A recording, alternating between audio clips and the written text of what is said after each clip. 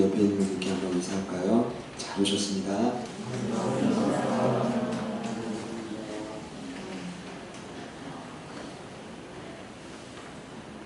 지난 시간 예수님이 가르쳐 주신 참된 제자가 되기 위한 제자도를 함께 나누었습니다. 너희가 내 말에 거하면 참으로 내 제자가 되고 진리를 알지니 진리가 너희를 자유롭게 하리라. 예수님의 이 말씀을 무늬와 형식만 나누고 고장난 믿음을 가진 수많은 유대인들을 향해 너무도 명료하고 간단하고 확신에 찬 말씀이셨습니다. 예수님의 말씀 안에 거하는 삶이란 말씀과 함께 머무는 것입니다. 말씀을 지속적으로 가까이 하는 것이고 그 말씀에 사로잡혀 사는 것입니다. 한마디로 말씀을 붙들고 말씀대로 순종하는 삶이다라고 지난주에 말씀드렸습니다.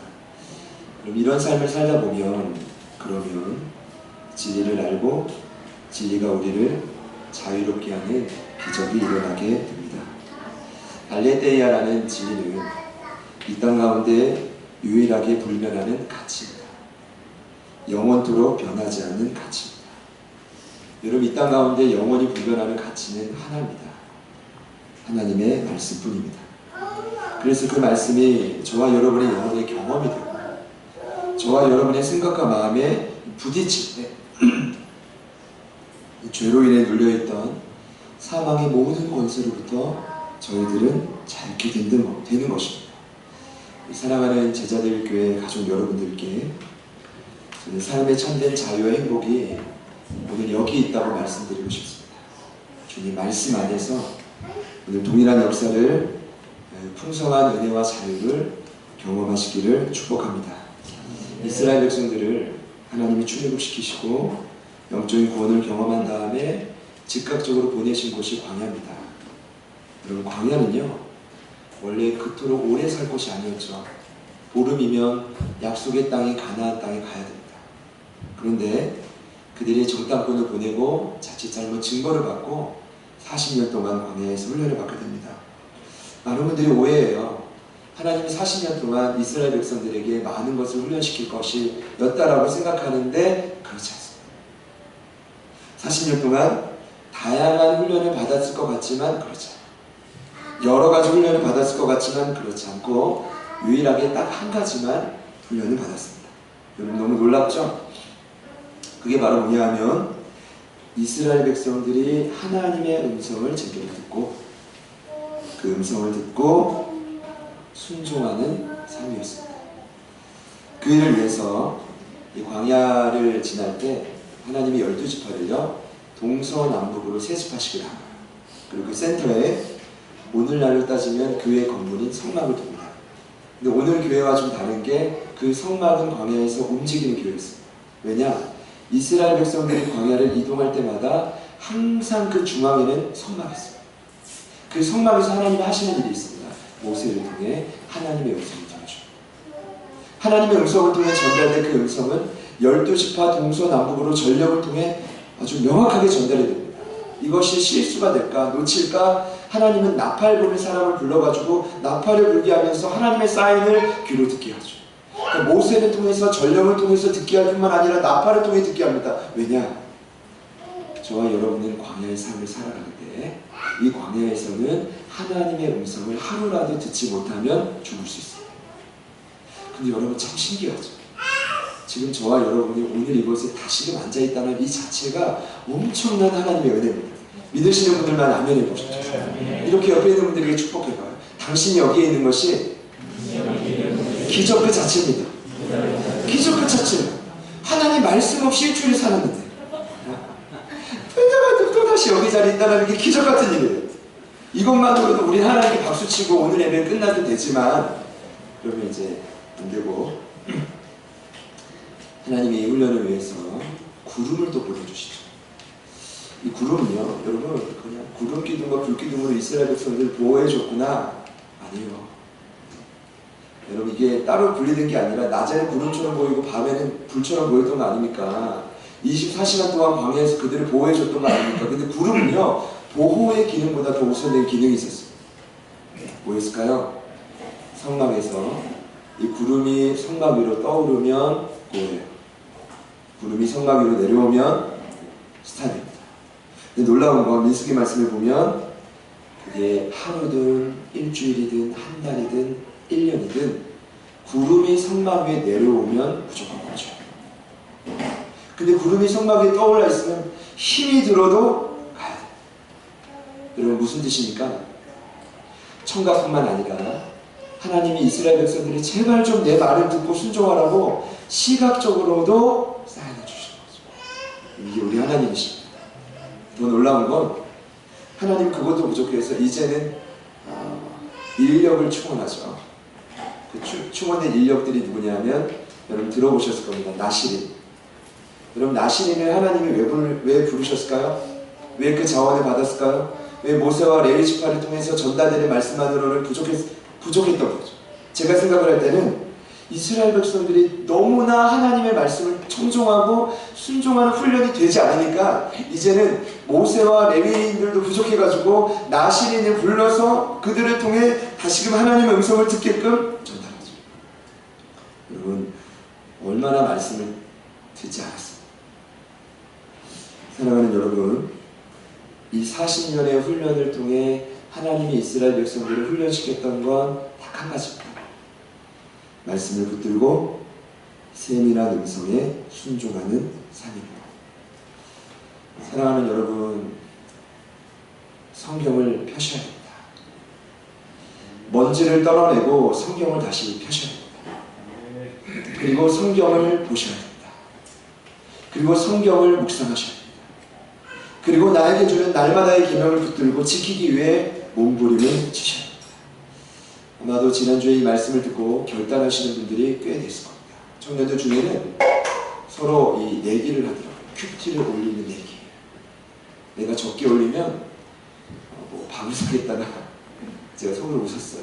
며칠간 하보자. 이틀. 절대로 누군가를 지목해서 너무 훌륭하다. 제가 그런 내기를 하면 열심히 하라고 했어요. 형제한테 열심히 하라고 했습니다. 이틀 가요. 여러분 이유는 간단합니다. 내 말에 거한다라는 원 의미는 메인 네트라는 뜻은 참고 견디다는 뜻입니다. 여러분 이거 영적인 문제입니다. 주님 말씀 펴고 묵상하는 게 여러분 쉽지 않아요. 여러분 결단한다고요? 나는 결단력이 있으니까 절대로 되지 않습니다. 이건 영적인 문제입니다. 주님 앞에 도우심을 구해야 됩니다. 성령님 제발 나를 성경을 펼 수 있는 힘을 좀 주십시오. 성경을 묵상할 수 있는 마음을 좀 주십시오. 300초, 600초, 5분, 10분 결단하는 게 왜 그토록 힘들까? 영적인 문제입니다. 사랑하는 여러분, 근데 중요한 것은요, 여러분 그토록 인내하고 수고해서 말씀을 펴서 묵상하지 않으면 저와 여러분의 영적인 성장은 절대로 없다는 것입니다. 절대로 다른 길이 없습니다. 여러분 저희 한 주간 경험했잖아요. 삶의 직장에서, 사업장에서 여러분 돈을 버시기 위해서 얼마나 열심히 일하십니까? 제가 못됐다는 게 아니에요. 해야죠. 여러분 학생들이 학업 성취도를 올리고 성적 올리려고 얼마나 열심히 공부합니까? 당연한 겁니다. 그런데 여러분 돈을 벌고 공부를 하는 것보다 더 중요한 게 있습니다. 육체의 연습은 약간의 유익이 있으나 경건은 범사의 일감이에요. 여러분 여러분의 영혼이 성장하는 게 우선입니다. 여러분 이제 목사님 맨날 하시는 말씀, 귀에 못이 박도록 하는 말씀, 지겹도록 하는 말씀 이렇게 보시는데 두고 보십시오. 오늘 이 말씀을 따라 내가 한번 살아보자. 우리 가정 한번 살려보자. 성경을 펴고 말씀을 묵상하시는 분들에게 엄청난 복이 임할 줄 믿습니다. 일단 내가 자유해져요. 내 마음이 자유해지면 길을 가다가도 돌을 보다가도 돌을 무심코 차버리지 않습니다. 이 돌 너무 아름답다. 일을 하다가도 내 동료가 더 이상 짜증이 나지 않습니다. 얼마나 이 영혼 마음속에 있으면 상처가 많으면 이토록 힘들까? 그러면서 일이 능률이 오르고 실습의 능률이 오르고 공부의 학업의 능률이 오르면서 성적도 올라가고 돈이 많이 벌게 되고 그러다가 좋은 사람도 만나고 길이 열려지고 모든 게 어디서부터 시작돼요? 내 영혼이 자유해지면 해결이 된다니까요.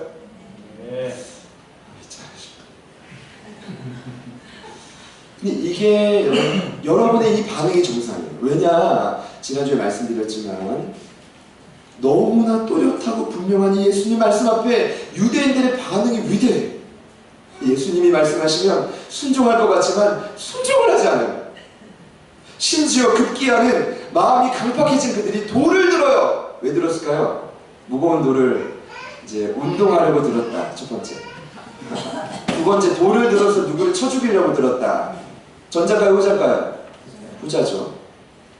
자기의 연약함을 콕 찌르고 자신의 부족함을 찌르는 그 말씀을 하는 눈에 가시 같은 존재. 누구죠? 예수님. 눈에 가시 같은 존재, 목사님. 제가 너무 감사해요. 이스라엘 도시처럼 여기 흙바닥도 아니고 돌도 별로 없어요. 저희 전사님 청년들이 주일 맞으면 깨끗이 청소합니다. 먼지 하나도 없이. 만약 그게 있어봐요. 들어가지고 예배 때 막 던지고 싸우고 난리. 제가 너무 솔직히 말씀드렸어요. 이때 우리 예수님이 여기 돌에 맞아 죽지 않아요. 아니 아직 살아야 되거든요. 할 일이 남아있거든요. 그래서 우리 예수님이 비겁한 게 아니라 숨어서 그 성을 숨어서 이렇게 도망쳐 나오죠. 도망쳐 나오다가 누구를 만나냐면 날 때부터 맹인된 사람을 보십니다. 여기서 오늘 본문 요한복음 9장이 시작이 됩니다. 결론적으로 말씀드리면 날 때부터 맹인된 사람, 자, 불쌍한 사람입니다. 자, 마음에 한이 많은 사람이고, 근데 그 한이 많고 상처가 많고 평생 수십 년을 그 짓눌려 살았던 그 영혼이요, 오늘 예수님을 만나고 깨끗이 회복됩니다. 할렐루야. 동일한 은혜가 오늘 이 자리에 이 시간에 있는 여러분들께 있기를 소망하면서 제가 오늘 이 자리까지 왔습니다. 오늘 이 말씀을 통해 분명히 동일한 역사가 일어날 줄 믿습니다. 믿습니다. 먼저는 이 맹인을 보면 이 맹인이라는 것은 한마디로 눈이 멀었다. 장님입니다. 옛날 어르신 표현으로 소경이라고 합니다. 의학적으로는 광각이 없는 사람이에요. 다시 말해 시력이 제로. 그러니까 딱 봤을 때 사물을 명암을 구분하지 못해서 이게 어디로 가야 될지 전혀 분간이 못하는 시력이 전혀 없는 상태입니다. 여러분 제가 이제 조사해 보니까요, 실명의 원인이 많아요. 전염병, 외상, 전신질환, 중추신경질환. 그런데 이 맹인은요, 그 원인을 보니까 선천성 원인 불명이 80%. 그러니까 오늘 이 날 때부터 맹인된 자도 원인을 모르고 맹인이 된 거예요. 본인은. 여러분 이해가 되십니까? 자, 앞을 보지 못한다는 것은 가히 상상할 수 없는 고통이다라고. 저희 학생 때는 한 번씩은 해보셨을 거예요. 눈을 까만 손으로 가리고 그 맹인의 고통을 한번 이해해보자. 그래가지고 그냥 한 시간에 돌아가면서 하니까 한 시간 내내 못하고 한 10분, 5분 고개 전부일 겁니다. 여러분 가릴 때 느낌 아실 거예요. 앞이 보이지 않을 때 인생이 다 깜깜한 것처럼 느껴져요. 오늘 이 볼 수 없는 맹인이 갖고 있는 한계는 너무나 많았을 거예요. 제 생각은 그렇습니다. 일단은 사랑하는 이의 얼굴을 볼 수가 없어요.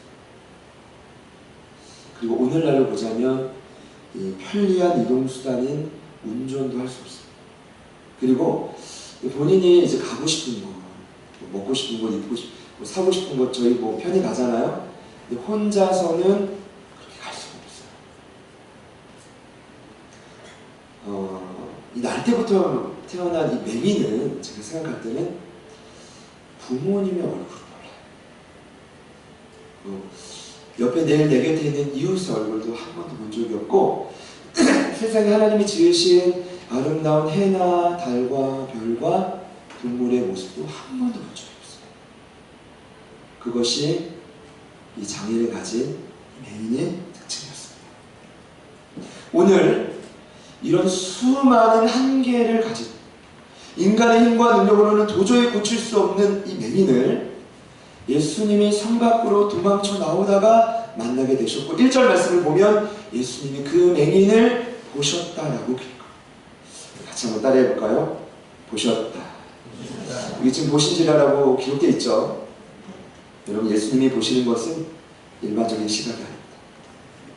왜냐하면 우리 예수님은 겉모습을 판단하지 않아요. 우리 예수님은 언제나 그 영혼의 중심을 보십니다. 이 헬라어로 에이든이라는 단어는요, 직관력을 가지고 그 영혼의 중심을 간파한다는 뜻입니다. 여러분, 어찌됐든 예수님이 주목하시는 영혼은 살아나요. 할렐루야. 저는 오늘 그런 마음으로 왔습니다. 예수님, 날 때부터 맹인된 자를 보셨는데 그 급한 길에 도망쳐 나오다.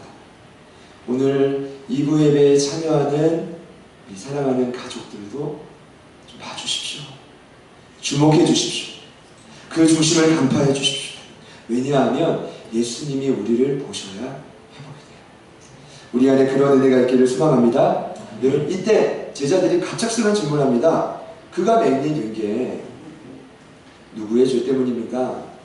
맹인 자신입니까? 부모의 죄 때문입니까? 여러분, 이거는 조금 예수님이 그 영혼을 살리려고 보셨는데 분위기와 맞지 않는 질문입니다. 제가 오늘 말씀을 통해 처음으로 깨달은 게 이거예요. 제자들이 예수님을 따라다니면서 훈련받는데 참 코드가 맞죠.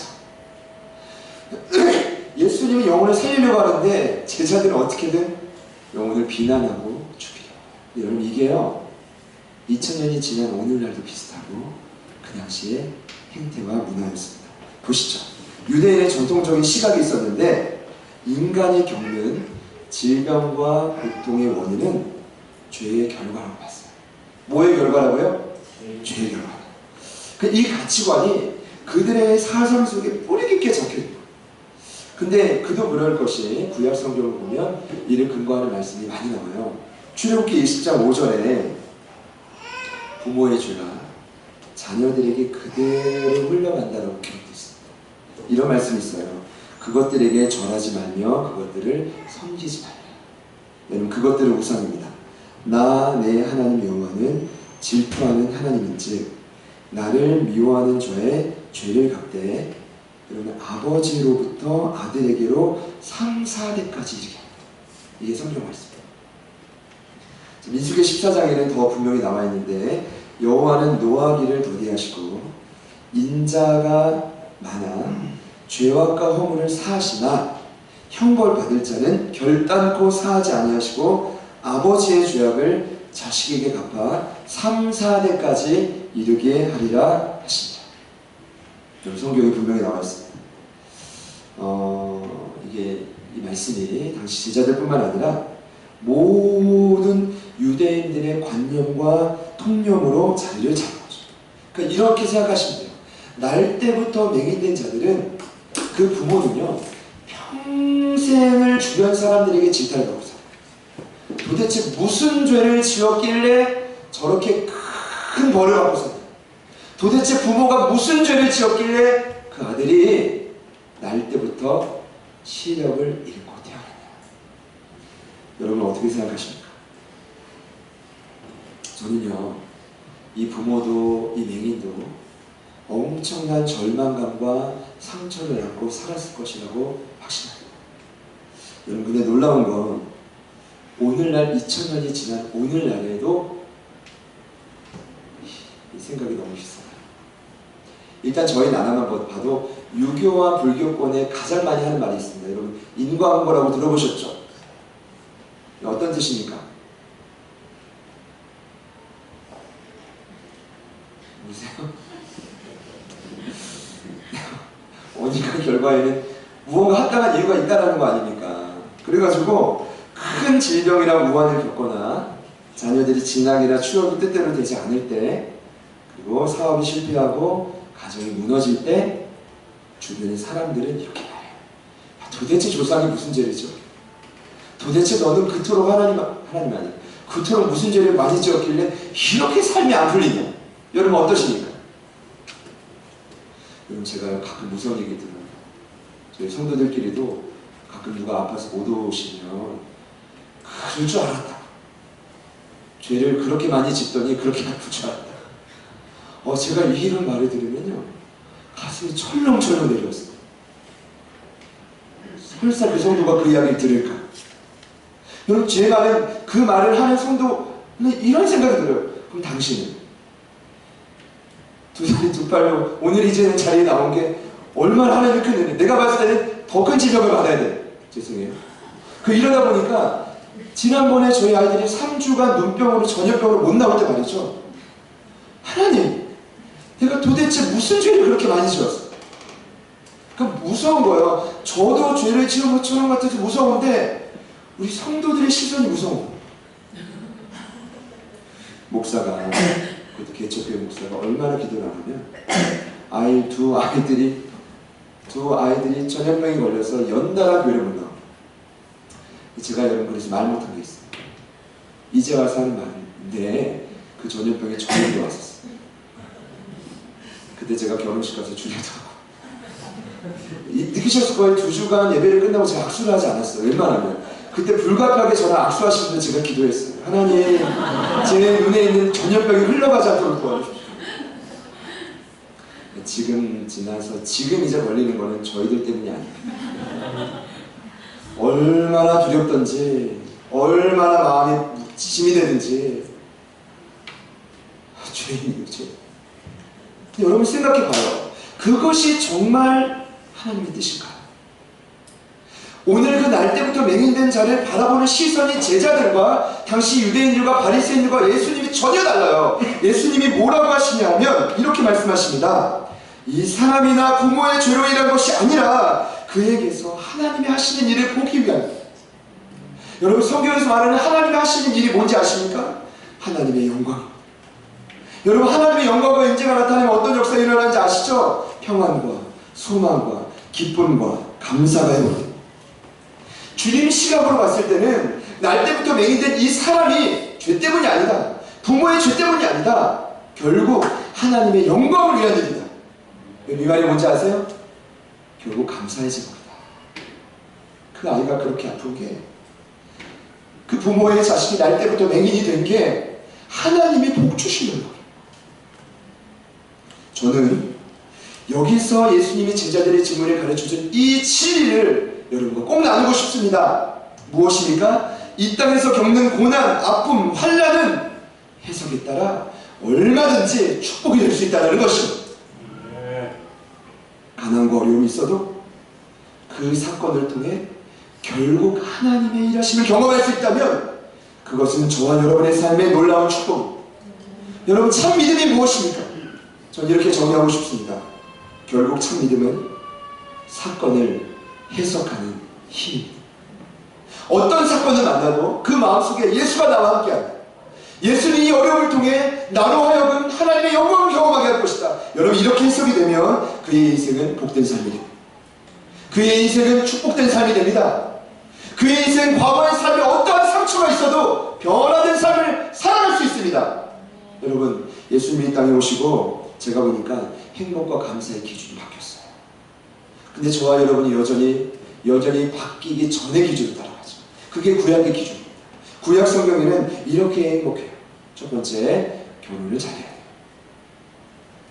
두 번째, 가정을 잘 꾸려가야 돼요. 남편과 아내를 너무 멋진 사람 만나야 돼요.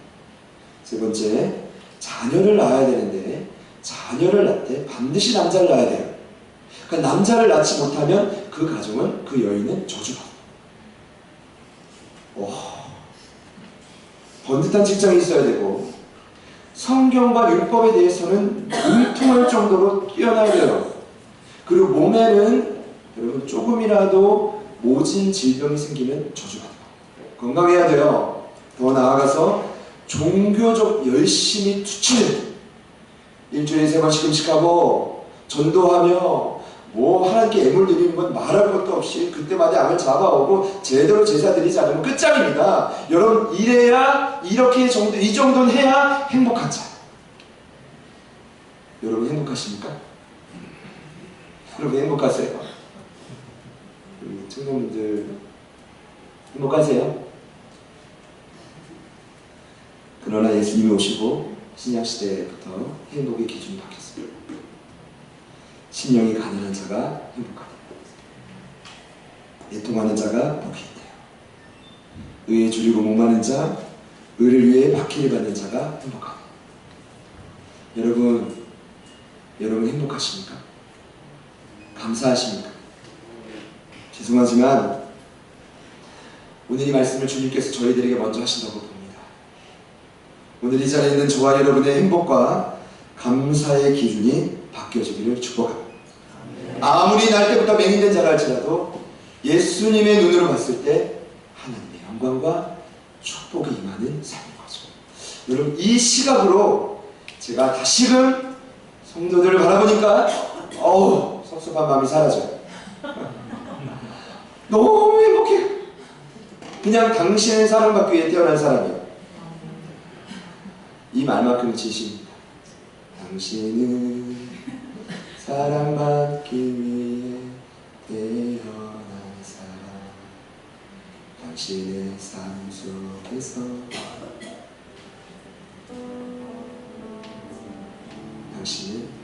당신은 사랑받기 위해 태어난 사람.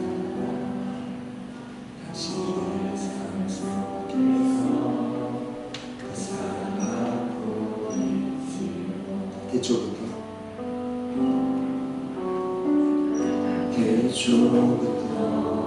시작된 하나님의 사랑, 우리의 만남을 통해 열매를 맺고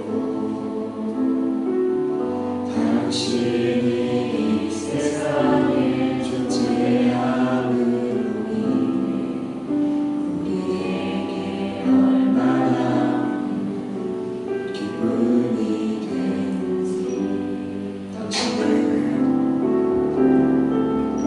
당신은 사랑받기 위해 태어난 사람. 지금도 그 사랑 받고 있지요. 당신은 사랑받기 위해 태어난 사람. 지금도 그 사랑 받고 있지요. 만약 저희들의 삶에 이 감사와 행복의 기준이 바뀌어지지 않으면 평생 동안 불안합니다. 평생 동안 불행합니다. 이 시간 저와 여러분 모두에게 주님의 이 은혜와 사랑이 가슴 깊이 흘러가기를 축복합니다. 오늘 예수님께서 이 참된 감사와 믿음의 기준을 다시 바로잡아주고 제자들을 향해 한 가지 더 말씀하신 게 있습니다. 4절 5절 말씀인데 우리 같이 한번 읽어보시겠습니다. 내가 시작. 그가 지금까지 나를 보내신 이를 우리가 하게 하리라. 아니 오리니 그때는 아무도 일할 수 없느니라. 내가 세상에 너희는 세상의 빛이로라. 예수님 말씀하셨습니다. 나는 나를 보내신 이의 일을 감당한다. 여러분, 제자들에게 왜 이 말씀을 한 번 더 하셨을까요? 제 생각은 그렇습니다. 지금 병자를 고치고 회복시키고 주님의 일을 감당하는 게 너무 중요한데 예수님 곁에 있는 제자들을 세우는 사역도 너무 중요해요. 예수님의 눈빛으로 봤을 때 제자들의 이 마음의 기준, 행복과 감사의 기준이 무너져 있고 또 한 가지, 사명을 따라 감당하지 못하며 살고 있습니다. 오늘 예수님이 말씀하십니다. 그분은 나를 보내신 이의 일을 감당한다. 여러분, 나를 보내신 이가 누굽니까? 하나님이십니다. 그럼 하나님이 보내신 일은 무엇입니까? 이것이 바로 사명입니다. 그 예수님이 이런 말씀하시는 거예요. 나는 사명을 따라 살아야 된다. 그 사명이 무엇입니까? 병든 자를 고치고 가난하고 억누리고 소외된 자를 기쁜 소식을 전하고 하나님의 말씀을 가르치고 끊임없이 제자들을 훈련시키고. 여러분, 예수님의 삶을 보면요, 매우 사명이 또렷합니다. 매우 그 사명이 분명합니다. 그래서 특징이 있는데요, 여러분, 삶에 빈틈이 없어요. 삶이 방황하지 않아요. 늘 뭔가 기쁘고 열정이 있고 감사함으로 넘쳐나는데 그 이유가 바로 여기에 나와 있습니다. 예수님은 사명을 위해 살아가는 자. 여러분, 저희들에게도 동일하다고 봅니다. 오늘 예수님이 이렇게 말씀하시죠. 내가 사명을 감당해야 되는데 또 하나 중요한 건 사명을 감당을 시켜야 했어요. 지금 낮인데 이 낮 동안 내가 세상의 빛으로 사역할 수 있고 만약에 밤이 오면 더 이상 사역을 못해요. 여러분, 그러고 보니까 예수님이 33년이라는 공생의 기간, 마지막 3년 동안 그분은 방황할 틈이 없었습니다. 그분은 흔들릴 겨를이 없었습니다. 여러분, 저도 그냥 입버릇처럼 이런 얘기 자주 해요. 지친다. 쉬고 싶다. 그런데 그분은 지친다, 쉬고 싶다 이런 말할 틈이 없었어요. 정해진 시간이 있기 때문에 하나님이 나에게 주신 그 넘치는 사명을 감당하기 위해서 쉬지 않고 목적을 향해 달려갔기 때문이죠. 여러분, 제가요, 저는 이 말씀도 확신하는 이유가 이번 주 사도행전 14장 15절 말씀을 묵상하는데 바울과 바나바가 안디옥 교회 파송을 받고 1차 전도 여행을 하는 모습이 나와요. 그 모습을 보면 이렇게 나오죠. 성령의 이끌리심을 따라 그들이 먼저 간 곳이 이고니온이라는 소아시아. 소아시아에서 열심히 복음을 전해서 믿는 자의 수가 허다하게 많아져요. 그런데 그래도 그 무리 가운데 반응하지 못하는 유대인들이 있어요. 그 유대인들이 이방인과 합세해가지고 또 돌을 들어가지고 바울과 바나바를 쳐 죽여요. 그때 바울과 바나바가 굴하지 않고 어디로 가냐면 루가오니아 성이라는 곳에 이제 가는데 그곳에 두 곳에 복음을 전합니다. 첫 번째가 루스드라고, 두 번째가 더베죠. 근데 그곳에서도 복음을 전하는데 동일하게 핍박을 받아요. 여러분, 놀라운 거, 거기서도 돌을 들어 쳐 죽이려고 하자 바울과 바나바가 포기하지 않고 다시 어디로 가냐 하면 도망 나왔던 이고니온으로 다시 갑니다. 인간적으로 이해가 되셨죠? 여러분, 왜 갔죠? 사명 때문에. 그리고 그 이고니온에서 다시 한번 복음을 전하고 그들을 든든하게 세운 다음에 그들이 다시 간 것이 안디옥, 그리고 예루살렘, 그리고 안디옥, 그리고 수리아와 길리기아. 가는 곳곳마다 핍박이 있었습니다.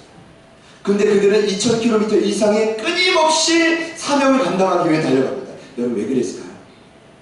정해진 시간 내에 하나님의 뜻대로 살아가야 된다는 분명한 사명감이 그들 안에 있었기 때문에.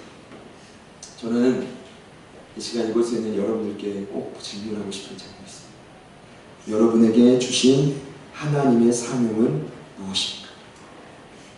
여러분, 결국에는 사명을 위해 살아가지 않으면 방황합니다.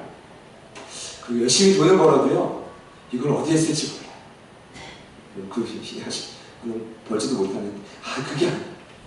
열심히 일을 해도 내가 무엇을 위해 살아가야 될지 그 마음에 절대적인 기쁨과 소망입니다. 여러분을 부르신 거룩한 사명의 자리는 어디입니까? 예수님의 눈으로 제자들을 봤을 때 그들의 마음속에 참된 감사와 행복의 기준도 없지만 도대체 애들이 무엇 때문에 살아가지? 예수님의 눈으로 봤을 때는 그 명확한 연약한 모습이 보였던 거죠. 사랑하는 여러분, 힘이 들어도 사명을 감당하시는 여러분들 되시기를 축복합니다. 사명 위해 살아야 돼요. 사명 위해 살아야 돼요. 그 일을 위해 살아야 돼요. 그래야 우리 삶이 값지고 복된 삶인 거죠. 오늘 예수님이 이 두 가지 말씀을 하시고 자신의 사명을 감당하기 위해 드디어 날 때부터 맹인된 자를 고치시기 시작하는데 오늘 말씀이 이렇게 나옵니다.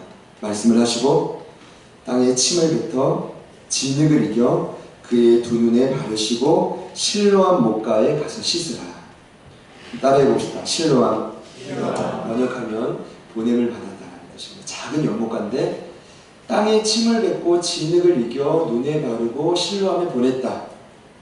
여러분, 사실 이 말씀을 보실 때 많은 분들에게 이런 반응이 있었어요. 일부 때도 말씀드렸지만 지저분하다. 예수님이 꼭 이렇게까지 하셔야 돼요. 왜냐하면 예수님이 얼마든지 그냥 머리에 손을 얹고 안수할 수 있고 그냥 내 그림자를 밟아라, 나았다 이럴 수도 있고 그냥 뭐 어깨를 톡톡 쳐주면서 힘내 이러더니 눈이 다 터졌어. 이럴 수 있는데 왜 굳이 땅바닥에 침을 뱉고 진흙을 이겨서 여러분 한번 상상해 보세요. 여러분 저에게 병고침을 받기 위해 안수 받기 위해 오셨단 말이죠. 근데 제가 준비해 놓은 화분의 흙에 침을 뱉어서 진흙을 잘 이겨가지고 가르치는 거죠. 이길 정도면 그걸 어떻게든 모아가지고 두 눈에 바르면서 주여! 우리 집사님의 눈을 낫게 하시는데 저기 원당동에 가서 실로암 연못가에서 물을 씻고 오세요. 아마 제 생각에는 침을 뱉은 그 순간 여러분 떠날 거예요. 뭐지? 미쳤나? 기도받으러 왔는데 보시죠. 이유가 있습니다. 제가 이 말씀을 묵상하다가 누가 생각이 났냐면 성경에 비슷한 예가 있는데 마가복음 7장에 33절에 귀가 안 들리고 귀머거리죠. 말을 더듬는 환자가 나와요. 근데 이 환자를 돌보는 누군가가 이 환자를 치료하기 위해 예수님께 안수받으려고 데려오는데 우리 예수님이 어떻게 하시냐면 안수를 해주기는커녕 사람들의 무리로부터 그 영혼을 따로 떼어서 으슥한 곳으로 데리고 가요. 그리고 예수님이 어떻게 하시냐면 잘 보세요. 양 귀에 손가락을 넣으세요. 잘 안 들리네.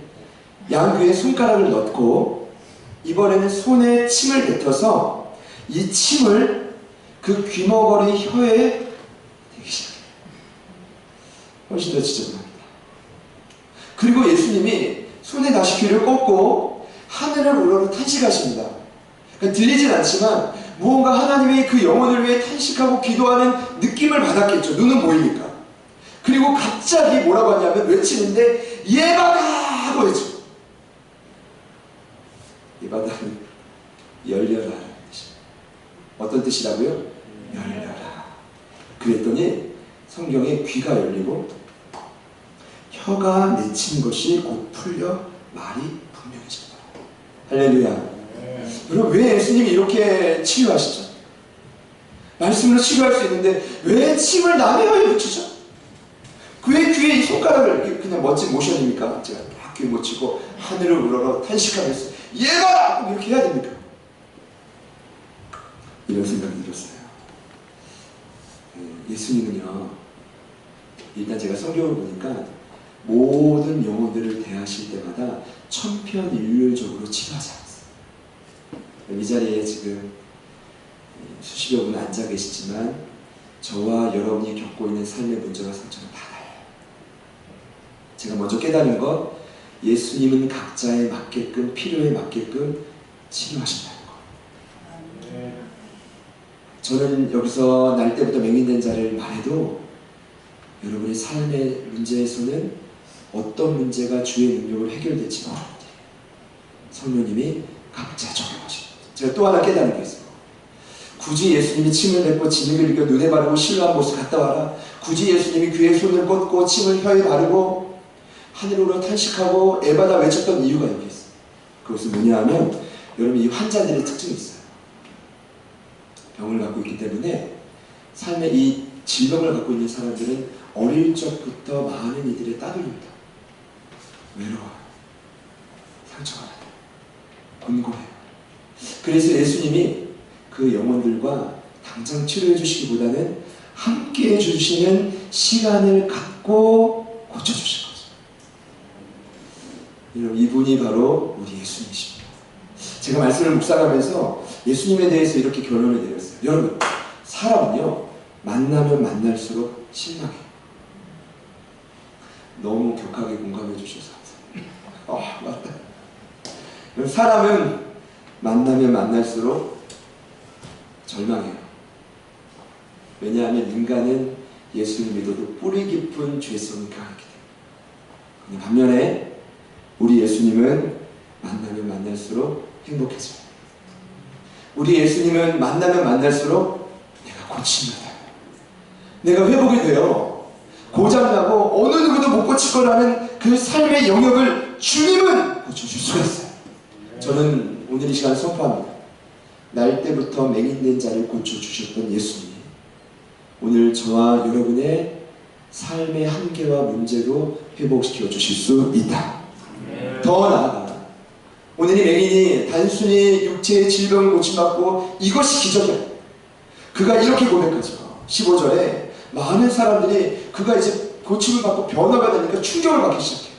그 주변에는 이웃 사람들, 어떤 사람들, 바리새인들, 유대인들, 심지어 부모까지. 일단 본인이 가장 큰 충격을 받아요. 그 충격 앞에 그들이 데려와가지고 막 묻습니다. 정말 예수가 고쳤어? 너 어떻게 보게 됐어? 그랬더니 그의 대답은 너무나 또렷해. 그분이 진흙을 내 눈에 바르고 내가 씻고 보았다. 야 너에게 그분은 누구야? 나에게 그분은 선지자야.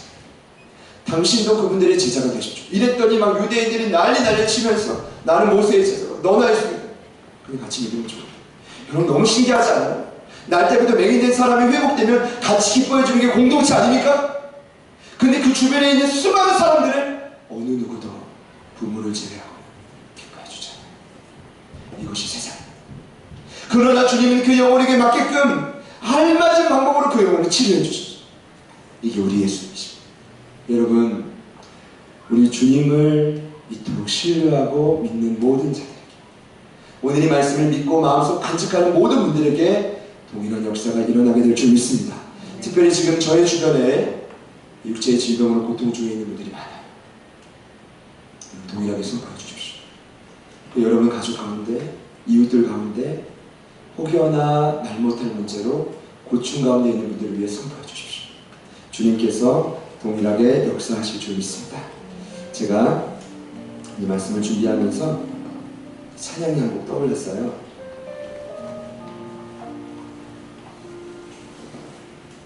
제가 어릴 적 기억이 별로 없어요. 거의 전만. 왜 그럴까 생각해봐도 기억이 잘 나죠.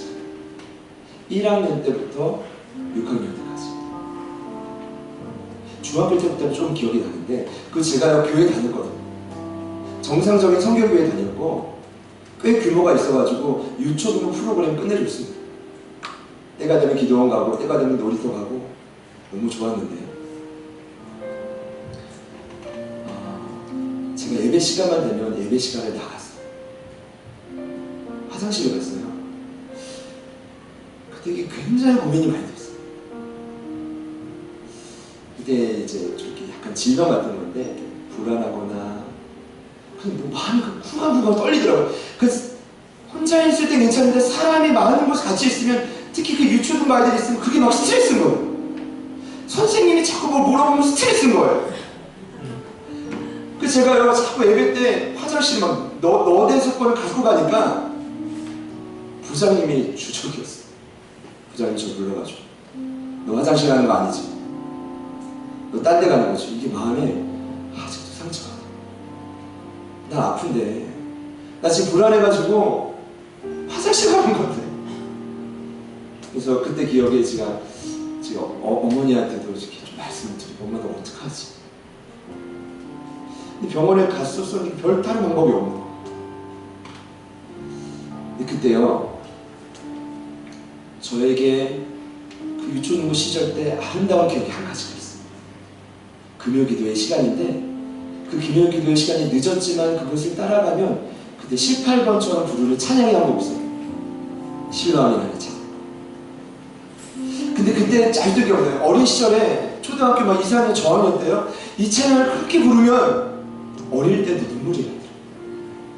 무엇이 내 마음에 그렇게 평안을 주는지 이유를 몰랐지만, 지금 생각해보면 예수님이 제 불안하고 부족했던 마음을 참 많이 만져주셨던 것 같아요. 지금 생각해보면, 그렇게 적응 못하고 맨날 화장실에 들락날락하고, 그래도 제가 여기서 말씀을 전하는 하나님께 저는 너무 기적같아요.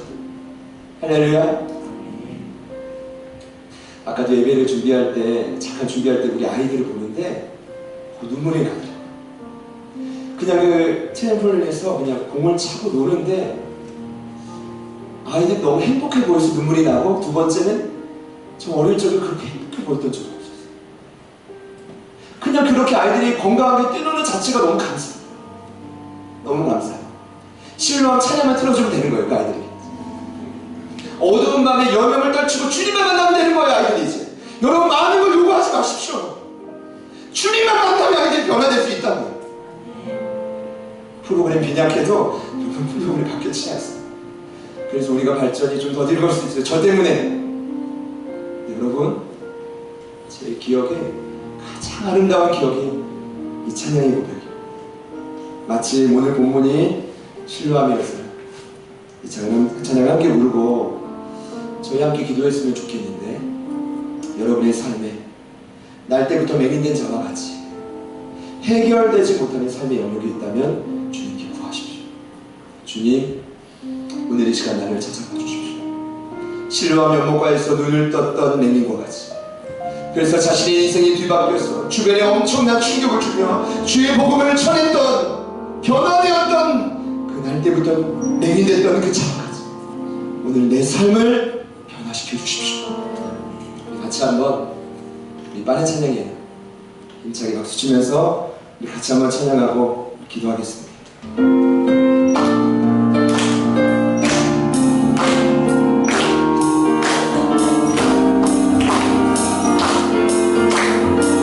어두운 밤에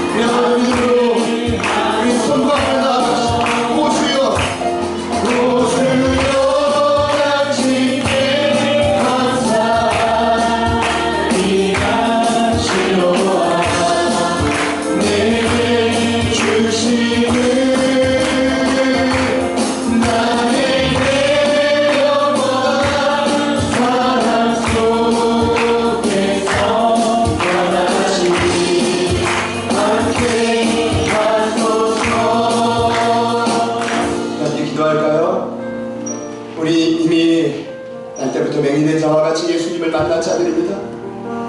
이미 영감을 받고 눈을 뜬 자들입니다. 차가운 새벽을 깨워 주님의 자녀된 자들입니다. 하나님, 내 삶에 모진 어려움과 고통과 환난이 있다 할지라도 참된 감사와 기쁨을 회복하는 이 시간이 되게 하여 주십시오. 더 나아가 주님을 만나고 변화된 삶을 살고 주변에 충격을 주었던 이 맹인과 같이 저희들의 삶이 그렇게 다시금 변화될 수 있도록 성령의 은혜를 더하여 주십시오. 성령의 은혜를 더하여 주십시오. 우리 다같이 주님 이름 부르시고 같이 한번 합심하여 기도합니다. 주여, 살아계신 아버지 하나님 감사합니다. 하나님, 오늘 우리를 만나주시고 우리에게 다시 내복의 말씀을 주셨습니다. 하나님, 다시금 우리를 만나주시고 하나님 만지시고 역사하시고 끌어주시면 너무나 감사해요. 그러나 성령 하나님 아버지 앞에 강건에 나아가는 것은 하나님, 날마다 주님의 거룩을 따라 살아가고 있습니다. 하나님, 날마다 그쪽에 눈을 뜨고 나아가게 도와주십시오. 인리가 내서 싸움을 보지 못하는 이와 같은 삶을 살아가고 있습니다. 눈을 떴어, 영적인 눈을 떴어 보게 하여 주옵소서. 영적인 눈을 떴어 보게 하여 주옵소서. 하나님의 뜻을 알게 하여 주옵소서. 하나님의 기록을 보게 하여 주옵소서. 하나님의 뜻을 보게 하여 주옵소서. 하나님의 기록을 보게 하여 주옵소서. 성령님 도와주시오. 성령님 도와주시오. 성령님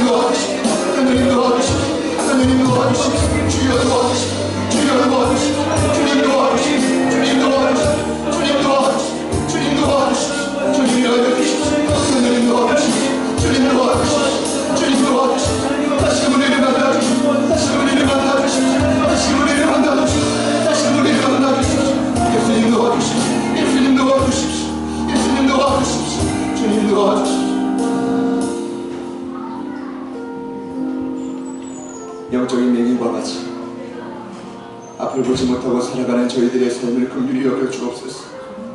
사건과 환경을 바라볼 때 온전히 그 사건을 주님의 뜻대로 해석할 수 있는 믿음을 허락하여 주옵소서. 그로 말미암아 내 삶의 자리가 주님 허락하신 사명의 자리임을 다시금 깨닫게 하여 주시옵소서. 나니와 목적을 위해 살아가는 것이 아니라 그저 돈을 벌고 입신양명을 위해 살아가는 것이 아니라 하나님 나를 통해 주님이 영광받기 원하신다는 사실을 잊지 않게 하여 주시옵소서.